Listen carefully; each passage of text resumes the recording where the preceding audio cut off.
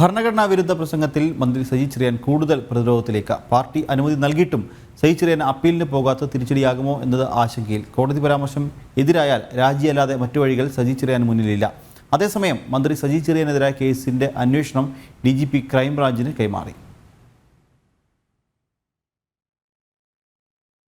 മന്ത്രിസ്ഥാനം രാജിവെക്കില്ലെന്നും കേസിനെ നിയമപരമായി നേരിടുമെന്നും അപ്പീൽ പോകുമെന്നുമായിരുന്നു ഹൈക്കോടതി ഉത്തരവിന് പിന്നാലെ മന്ത്രി സജി ചെറിയാന്റെ പരാമർശം.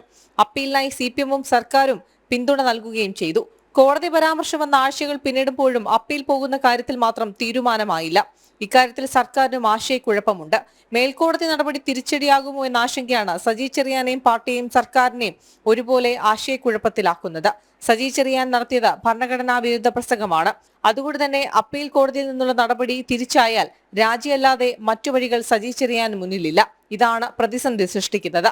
തദ്ദേശ സ്ഥാപനങ്ങളിലെ തെരഞ്ഞെടുപ്പും നിയമസഭാ തെരഞ്ഞെടുപ്പും അടുത്തിരിക്കുന്ന സാഹചര്യത്തിൽ രാജി തിരിച്ചടിയാകുമോ എന്ന ആശങ്ക CPM-നും സർക്കാരിനുമുണ്ട്.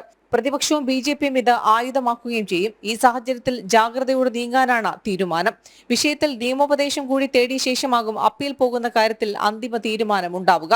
അതേസമയം മന്ത്രി സജി ചെറിയാനെതിരായ കേസിന്റെ അന്വേഷണം ക്രൈംബ്രാഞ്ചിന് കൈമാറി.